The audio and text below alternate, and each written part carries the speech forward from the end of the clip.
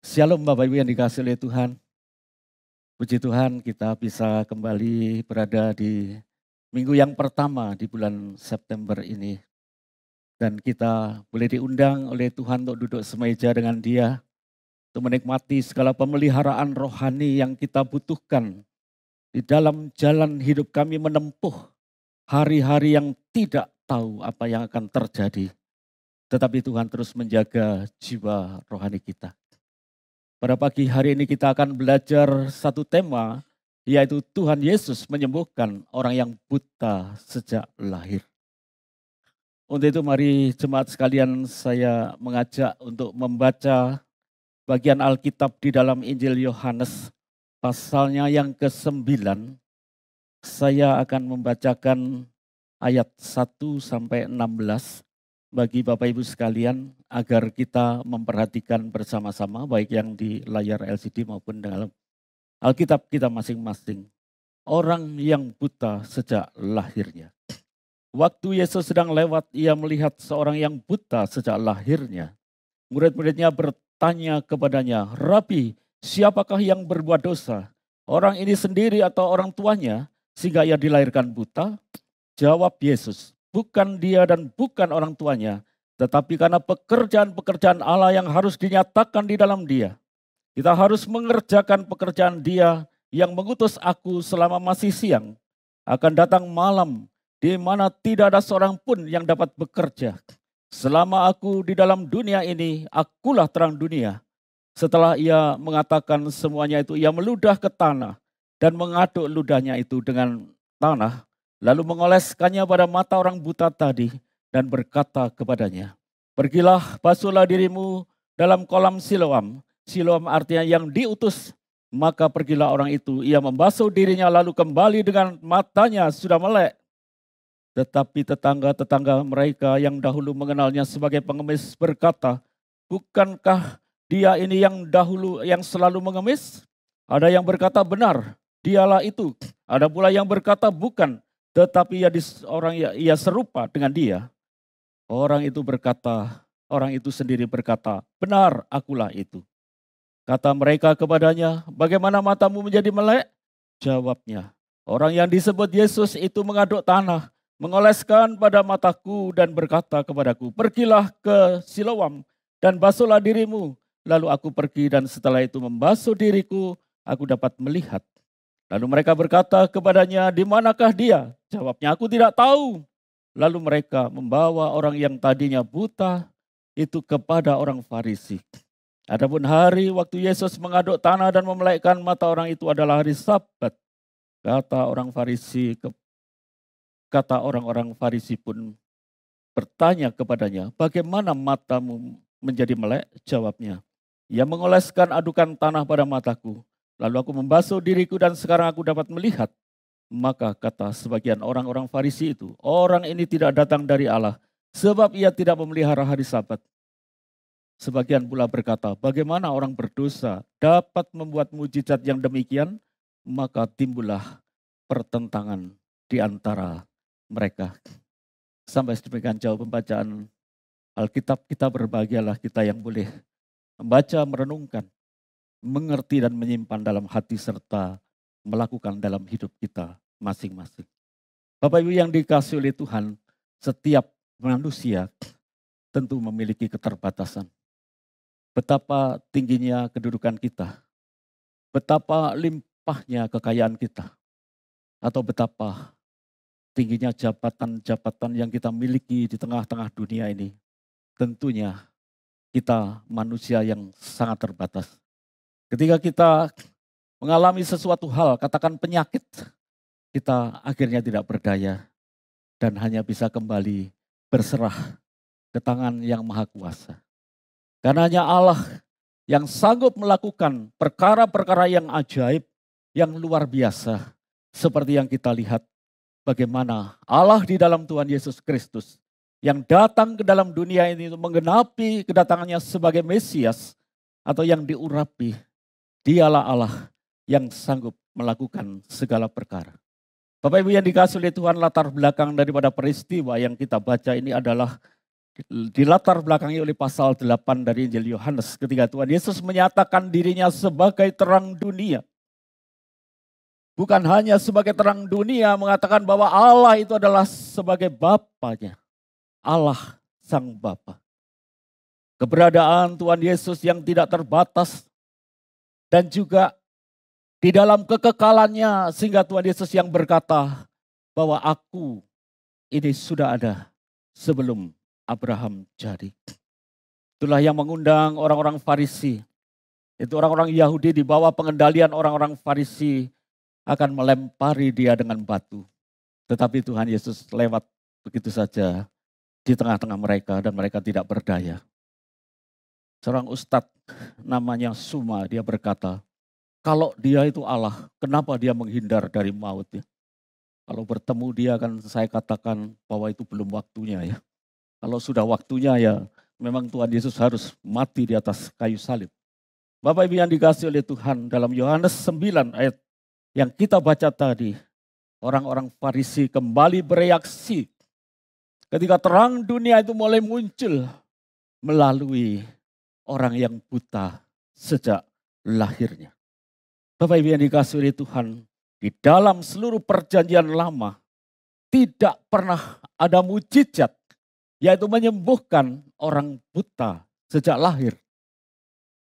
Memang di zaman Nabi Elisa pernah orang-orang itu dibutakan, tetapi hanya dibutakan dalam waktu yang singkat supaya mereka meraba-raba dan sebagainya dan tidak tahu tempat itu. Tetapi sesungguhnya kalau menyembuhkan orang yang buta sejak lahir itu tidak tertulis di dalam kitab Perjanjian Lama. Karena hal itu hanya bisa dilakukan oleh pribadi daripada Allah yang di dalam Tuhan Yesus Kristus. Dia telah menjadi manusia dan dia yang menggenapi segala rencana yang terjadi dalam Perjanjian Lama. Keluaran 4 ayat 11 sampai 12. Pada saat itu Tuhan atau Yehova itu berfirman demikian. Siapakah yang membuat lidah manusia? Siapakah yang membuat orang bisu atau tuli? Yang membuat orang melihat atau buta? Bukankah aku, yakni Tuhan atau Yehova? Dan Tuhan Yesus itu adalah Yehova. Oleh sebab itu pergilah, aku menyertai lidahmu. Dan mengajar engkau apa yang harus kau katakan. Jadi Bapak Ibu sekalian, hanya Allah saja yang sanggup melakukannya. Dan Allah itu sudah menjadi manusia di dalam pribadi daripada Tuhan Yesus. Mazmur 146 ayat 8 dikatakan, Tuhan membuka mata orang-orang buta. Tuhan menegakkan orang-orang yang tertunduk. Tuhan mengasihani orang-orang benar. Jadi kita melihat di sini bahwa penyembuhan orang-orang buta sejak lahir ini adalah perbuatan Allah. Dan tidak seorang pun yang bisa melakukannya. Yesaya 29 ayat 18 yang menjadi ayat emas kita tadi. Pada waktu itu orang tuli akan mendengar perkataan-perkataan sebuah kitab. Dan lepas dari kekelaman dan kegelapan mata orang buta akan melihat. Yesaya 42 ayat 7 dikatakan penyembuhan mata orang buta adalah tanda zaman Mesias itu digenapi. Untuk membuka mata orang buta, untuk mengeluarkan orang-orang hukuman dan orang dari tempat tahanan. Jadi Bapak Ibu yang dikasihi oleh Tuhan, inilah tanda keilahian Tuhan Yesus yang tidak akan pernah diragukan oleh apapun juga. Sekalipun saat ini, di akhir zaman ini mulai ada ajaran-ajaran yang mulai menyimpang. Tetapi kita harus tetap teguh apa yang dikatakan oleh firman Tuhan. Rabi di Israel dia berkata demikian, pada saat Mesias itu datang untuk menyembuhkan dunia, ia akan terlebih dulu menyembuhkan orang-orang buta. Dan segala yang telah ia pukul akan dia sembuhkan ulang. Sehingga orang-orang buta akan disembuhkan. Jadi para rabi, para guru-guru Yahudi sudah mempelajari dan sudah mengajarkan demikian. Tetapi anehnya orang-orang Farisi tidak percaya. Mari Bapak Ibu yang dikasihi oleh Tuhan, kita akan bersama-sama mempelajari bagaimana Tuhan Yesus menyembuhkan orang yang buta sejak lahir. Ayat 1 dikatakan waktu Yesus sedang lewat. Hal ini dilatar belakangi tadi pasal 8 Yohanes, yaitu hari raya Pondok Daun. Dan pasal 10 di sana adalah hari raya pentabisan Bait Allah. Sehingga di dalam ayat 8 dan ayat 10 dijembatani oleh ayat 9. Maka Bapak Ibu yang dikasihi oleh Tuhan, disinilah pasal yang menjembatani karena Tuhan Yesus itu adalah terang dunia. Di dalam Injil Sinoptik, beberapa orang buta memang sudah disembuhkan ya. Sinoptik itu adalah 4 Injil, Matius, Markus, Lukas, dan Yohanes. Dan di antaranya hanya Injil Yohanes ini yang mengutip akan mujizat daripada Tuhan Yesus, yaitu orang yang buta sejak lahir yang dicelekkan oleh Tuhan Yesus. Maka murid-muridnya juga menjadi kebingungan di dalam ayat 2 sehingga mereka berkata, siapakah yang berbuat dosa, orang ini atau orang tuanya sehingga dilahirkan buta? Rabi Yahudi atau guru Yahudi yang bernama Ami, dia berkata demikian. Tidak ada kematian tanpa dosa dan tidak ada penderitaan tanpa pelanggaran. Dia mendukung pernyataan ini dalam Mazmur 89 ayat 2. Aku akan membalas pelanggaran mereka dengan gada dan kesalahan mereka dengan pukulan-pukulan. Ya. Jadi teologi daripada orang-orang Farisi itu adalah penderitaan itu diakibatkan oleh dosa. Sehingga murid-murid Tuhan Yesus pun berkata dan mereka menjadi bingung karena ajaran dari para guru-guru Yahudi tersebut. Sehingga orang itu menyatakan orang yang buta lahir demikian ini siapa yang berbuat dosa? Kalau orang itu yang berbuat dosa, dia sebelum lahir sudah buta. Kalau orang tuanya yang berbuat dosa, ya gak tahu ya seperti itu. Namun guru-guru Yahudi juga mengajarkan yang sama. Mengajarkan demikian bahwa penderitaan anak itu bisa disebabkan katanya oleh dosa orang tuanya. Para rabi Yahudi mengutip bahwa ada seorang rabi yang meninggal waktu muda karena waktu mengandung itu ibunya sedang menyembah berhala.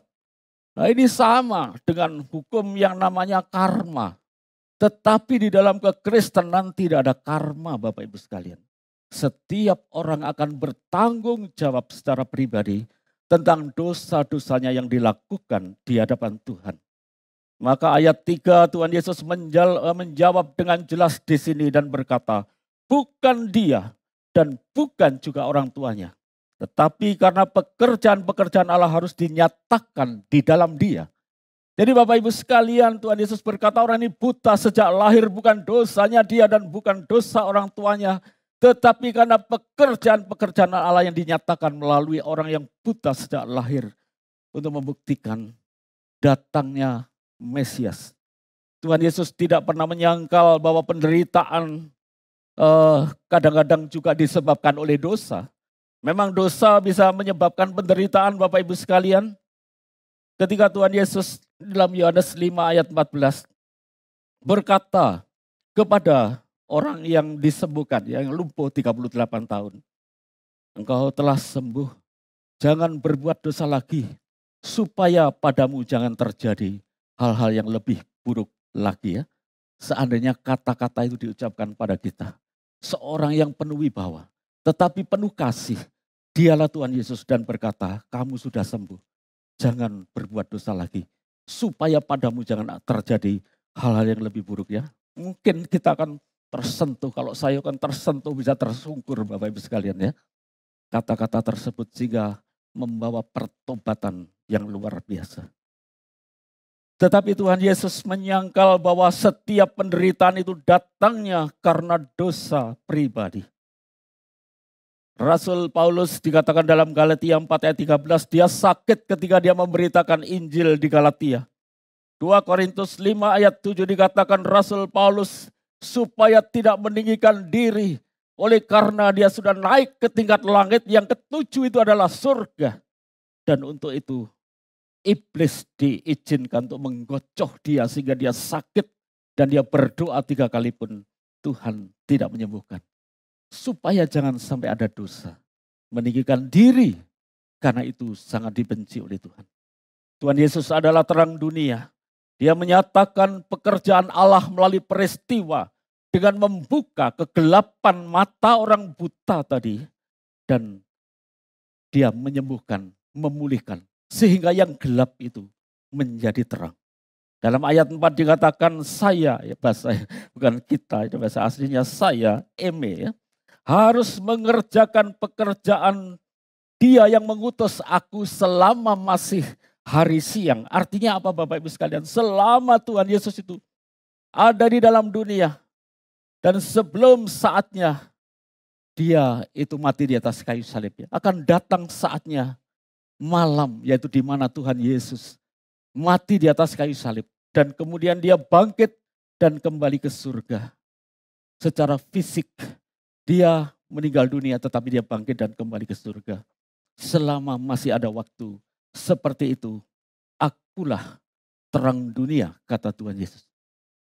Memang masa Pentakosta itu diulang kembali. Untuk agar pelayanan di dalam gereja itu dimulai dengan berdirinya gereja. Tapi Tuhan Yesus mengingatkan selama masih siang. Selama aku ini masih di dunia, akulah terang dunia. Akan datang saatnya malam di mana dia berhadapan dengan salib dan itu sudah tiba waktu. Bapak Ibu yang dikasihi oleh Tuhan, ayat 5 dikatakan selama aku, ya, eimi bahasa Yunani, ya, karena dia adalah Allah, dia adalah Yehova. Saat dia meninggalkan dunia, dikatakan akulah terang dunia. Itu Yohanes pasal 8 ayat 12. Dan ini merupakan pokok pembahasan yang sangat luas. Jadi Bapak Ibu yang dikasihi oleh Tuhan, setelah Tuhan Yesus mengatakan demikian, bahwa selama aku eimi, karena dia adalah Yehova, akulah terang dunia ini. Lalu ia meludah ke tanah dan kemudian mengaduk tanah itu dengan ludahnya. Nah ini tentunya kalau saya tanya pada jemaat, kalau Tuhan Yesus itu meludah dan mengaduk tanah dengan ludahnya, ini artinya apa? Pasti saya yakin Bapak Ibu sekalian tidak tahu, ya. Namun Bapak Ibu yang dikasihi oleh Tuhan, dalam tentunya ada hal-hal tertentu di balik daripada peristiwa ini. Markus 7 ayat 33. Ludah ini dipakai oleh Tuhan Yesus untuk menyembuhkan orang tuli, ya. Tetapi bukan dengan tanah, ya. Imamat 15 dan ayat 8 dan 19 dikatakan apa yang keluar dari manusia itu menajiskan orang. Atau yang keluar dari manusia atau binatang menajiskan orang. Jadi banyak suku-suku lain di dunia yang mengatakan ludah itu sesuatu yang najis, ya. Tapi dulu baru-baru ini viral sekali katanya kalau sakit itu minum air kencingnya unta itu bisa sembuh, saudara-saudara, ya. Nah itu yang sudah minum itu berkata rasanya gimana, ya? Ya ada pahit-pahitnya begitu, ya. Nah, Bapak Ibu sekalian, ya. Tapi siapa yang mau minum air kencingnya unta, ya.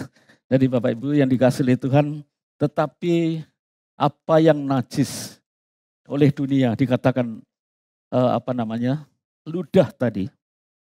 Tetapi berada di tangan Tuhan Yesus Allah yang Maha Kuasa menjadi berkat dan bukan lagi kenajisan. Demikianlah ludah dan tanah itu membawa penyembuhan bagi orang buta karena ada di tangan Tuhan Yesus Allah yang Maha Kuasa. Demikian juga darah yang mengalir dari Tuhan Yesus, itulah juga menyelamatkan kita dari hukuman dosa. Markus 8 ayat 3 dikatakan Tuhan Yesus menyentuh orang kusta. Dia tidak dinajiskan dengan orang kusta itu. Walaupun mereka berteriak najis, najis. Tetapi Tuhan Yesus tidak bisa dinajiskan karena dia adalah Allah yang Maha Kudus. Wanita yang pendarahan 12 tahun dikatakan oleh orang Yahudi najis, tetapi ketika dia menjamah jubah daripada Tuhan Yesus tidak dinajiskan, tetapi justru membawa pemulihan dan kesembuhan. Ayat 7, dan Tuhan Yesus berkata demikian setelah dia meludah dan juga mengaduk dengan tanah Dan kemudian dioleskan pada matanya dan berkata, pergilah dan basuhlah dirimu dalam kolam Siloam. Siloam artinya yang diutus ya. Maka pergilah orang itu. Mungkin dibantu orang lain ke sana, lalu kembali dan matanya sudah melek ya. Jadi Bapak Ibu yang dikasihi oleh Tuhan, tidak dijelaskan mengapa Tuhan Yesus memilih tempat itu untuk menjelikkan matanya. Yang jelas bahwa ketika orang itu sudah melek, sudah terbuka matanya, maka dia sudah jauh dengan Tuhan Yesus. Dan kini ia akan berhadapan dengan tetangga-tetangga mereka. Siloam itu artinya yang diutus. Sudah digenapi, seolah-olah Siloam itu berbicara kepada manusia, kepada orang-orang Yahudi, bahwa kedatangan Sang Mesias itu sudah digenapi. Allah Bapa yang mengutus, maka dia sudah datang. Dan dibuktikan dengan melakukan mujizat yang tidak mungkin dilakukan oleh manusia. Maka kata Siloam berasal dari kata Siloh, artinya datang. Menurut tradisi orang Yahudi menceritakan kedatangan Mesias. Begitu banyak kisah-kisah yang menceritakan kedatangan Mesias. Tetapi orang-orang Farisi tetap buta secara rohani. Nehemia 3 ayat 15, Siloam ini artinya penampungan air ya. Terowongan yang dibuat untuk mengalirkan air itu disebut Siloah. Dan 2 Raja-Raja 20. Ayat 20 dikatakan Raja Hizkia yang membuat kolam saluran air. Inilah yang dipakai di dalam hari raya Pondok Daun. Karena di sana tidak ada air dan sampai sekarang Siloam ini masih ada. Ini Bapak Ibu yang dikasihi oleh Tuhan, apa yang dikatakan oleh firman Tuhan itu iya dan amin. Dan semuanya terbukti. Maka kita melihat kisah selanjutnya daripada orang yang buta sejak lahir yang disembuhkan oleh Tuhan Yesus. Pertama-tama dia akan berhadapan dengan beberapa orang. Yaitu yang pertama-tama dia berhadapan dengan tetangga-tetangganya yang mengenal dia buta sejak lahir dan menjadi pengemis. Ayat 9 berkata tetangga-tetangga mereka yang dahulu mengenalnya sebagai pengemis berkata, ya, kata berkata ini imperfect tense, artinya dia terus-menerus berkata, terus-menerus ngoceh ya. Jadi ini jadi viral Bapak Ibu sekalian ya. Viral dan kemudian terus berkata, wah ini orang ini dulu buta dan sebagainya menjadi ramai. Ayat 9 mereka berkata benar dialah ini. Ada pula yang berkata bukan tetapi yang serupa dengan dia. Orang itu berkata demikian, benar akulah itu. Ayat 10 dengan tulus orang-orang kampung itu bertanya, bagaimana matamu bisa menjadi melek? Bagaimana kamu bisa mengalami hal itu? Jawabnya, orang yang disebut Yesus mengaduk tanah dan kemudian mengoleskan pada mataku dan menyuruh aku ke Siloam dan aku menjadi melek ya, dan sebagainya. Bapak Ibu yang dikasihi oleh Tuhan, disinilah kita melihat bahwa orang buta ini tidak mengenal siapa Tuhan Yesus. Dia hanya mengenal seorang yang bernama Yesus yang meludah dan mengoles dia. Ayat 12 orang-orang kampung bertanya, di mana dia?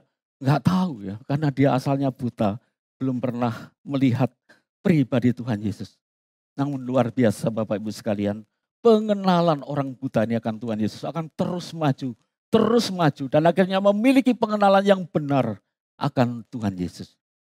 Jadi Bapak Ibu sekalian, inilah orang-orang kampung yang begitu membuat berita itu viral dan luar biasa terjawab oleh orang yang buta sejak lahir.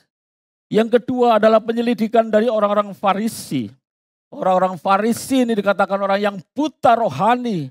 Dan ketika dia melihat dan menyaksikan mujizat ini, mereka justru menyangkal apa yang ditandai dengan mujizat tersebut dengan cara bagaimana? Yaitu mengatakan Tuhan Yesus sebagai orang berdosa karena dia melanggar peraturan Taurat. Bapak Ibu yang dikasihi oleh Tuhan, ayat 9 sampai 17 di sana orang buta sejak lahir dimasukkan dalam persidangan agama. Karena ayat 14 mujizat itu terjadinya pada hari apa tadi? Hari Sabat. Bagi orang-orang Farisi menyebutkan orang hari Sabat dilarang kecuali menyelamatkan orang dari maut. Bahkan menguli ya. Menguli itu bukan jadi kuli ya, maksudnya itu nguleni itu ya. Karena tanahnya diaduk ini kan nguleni bahasa Jawa ya. Ngadoni Bapak Ibu sekalian ya. Itu sudah bekerja ya. Kalau Bapak Ibu sekalian hidup sebagai orang-orang Yahudi ya, maka kalau Sabat tidak boleh ada lampu ya. Jadi pulang harus petengan ya. Kemudian api tidak ada ya. Listrik tidak ada. Istri saya bisa stres saudara kalau tidak ada listrik gitu ya. Bisa sumuk terus ya. Kepanasan ya. Bapak Ibu sekalian. Kalau kita bisa stres semua kalau jadi orang Yahudi ya. Tuhan Yesus membuat lumpur tanah ini dianggap membuat adonan. Beberapa rabi mengatakan tidak boleh mengoles mata orangnya. Sehingga dikatakan divonis Tuhan Yesus melanggar 2-3 peraturan-peraturan Taurat yang dibuat oleh orang-orang Farisi itu sendiri. Ayat 15, bagaimana matamu dapat melek? Jawabnya sejelas-jelasnya, dia mengoleskan adukan tanah pada mataku dan membasuh dan sekarang aku bisa melihat. Bapak Ibu sekalian, peraturan Taurat itu begitu banyak. Pendeta Hendrari berkata, peraturan gereja itu lebih banyak dari peraturan Taurat sampai rasanya bingung untuk melangkah ya. Orang-orang misi selalu seperti itu Bapak Ibu sekalian. Itulah sebabnya kini Bapak Pendeta Hendrari sudah pergi ke Gunung Wilis dan puji Tuhan bisa membentuk satu sinode yang saya pikir tidak mudah. Dan saya tahu itu hal-hal yang tidak mudah. Tetapi Bapak Ibu sekalian, orang misi itu segera bisa meluaskan pelayanannya. Akhirnya di kalangan orang-orang Farisi terjadi 2 kelompok. Yang satu menuduh Tuhan Yesus melanggar Taurat. Yang satunya berkata, tidak, kalau tidak dari Allah, tidak mungkin terjadi. Ayat 16 dikatakan, maka kata sebagian orang Farisi, orang ini tidak datang dari Allah sebab ia tidak memelihara Sabat.